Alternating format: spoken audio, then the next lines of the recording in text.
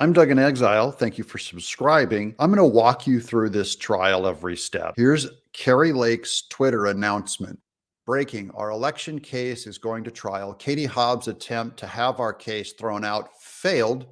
She will have to take the stand and testify. Not only will Katie Hobbs have to testify, but so will Stephen Richer. We're going to finally see the evidence come out. It is limited, and I'll explain that in a minute. Maricopa County Superior Judge Peter Thompson on Monday evening dismissed 8 of the 10 counts, ruling that they did not fall under the proper criteria to bring election challenges under Arizona law. Here's a video clip of Judge Peter Thompson in the background. My first argument is for everyone who said, nothing will happen, he's going to dismiss this case. It's fine that you thought that, but you're wrong. And the fact that he's taking this case to trial, because this is against all the conspiracy theories, I want you to have some kind of confidence that he's at least open to look at the evidence. More open than any judge has been up to this point. Here's a Benny Johnson tweet with the 2 of 10 points of the case that made it to trial.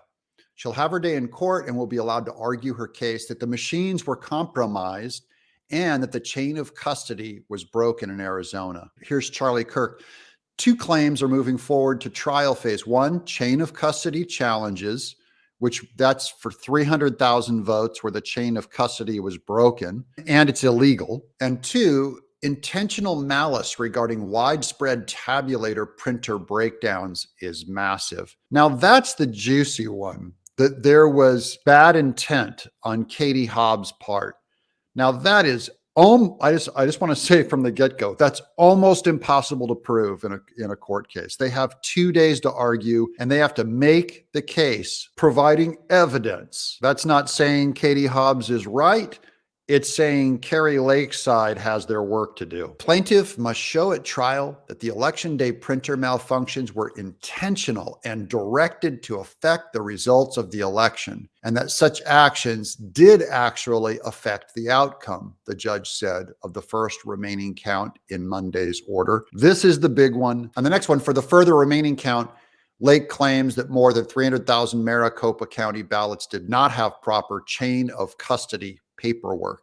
That one seems much easier to prove if it's true. A quick additional note is that Abe Hamada also has, his election for Arizona Republican Attorney General candidate Abe Hamada, who trails his Democrat opponent by just 511 votes out of 2.5 million ballots ahead of an automatic recount, has also contested his race's results. So that's just automatic. That's not a matter of trial. He gets a recount.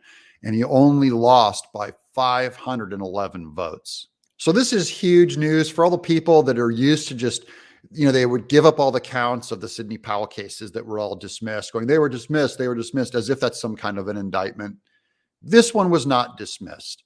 I'm going to go into the fake news on the next video, so make sure you stay tuned, because the way they reported this Kari Lake is going to be a blast. Also, you'll notice, my son owns this channel. We're using the money to put him through college. I'm hoping to keep it alive for a little longer to pay, through the second semester.